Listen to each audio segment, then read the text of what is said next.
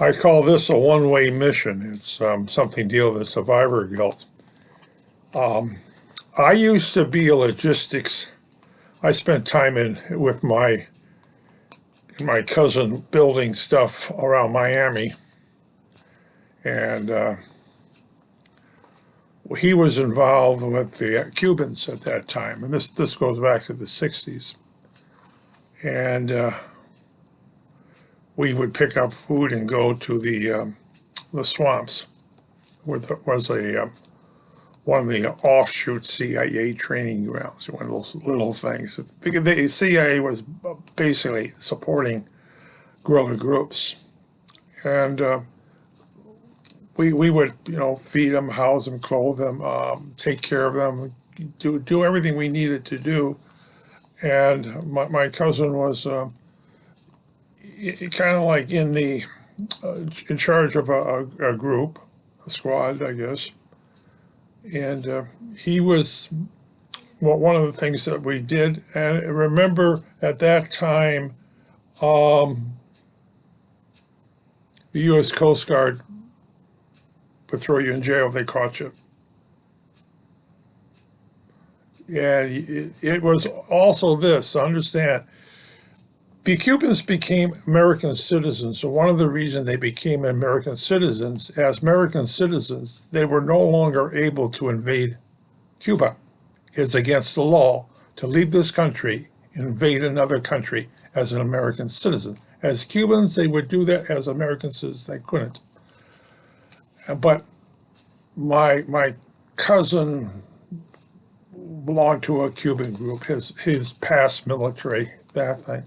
And one of the times we outfitted a group, and something I did stupidly. They created a small submarine.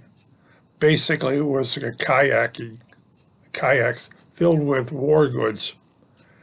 And we were basically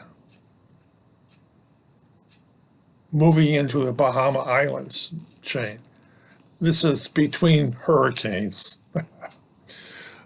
But we dumped the stuff there, and boats and kayaks and what have you, and buried on some of the out islands, which they usually had one guard there.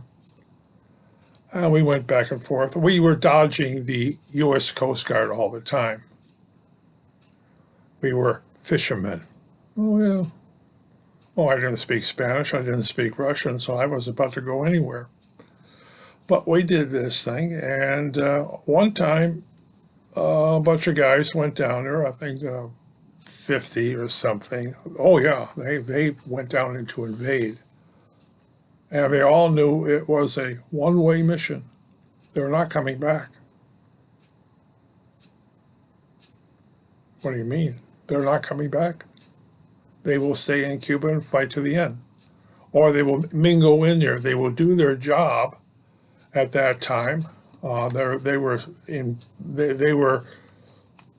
Russians were putting in SS-20s or SS-18s or something. They were digging caves and dropping mobile rockets into the caves.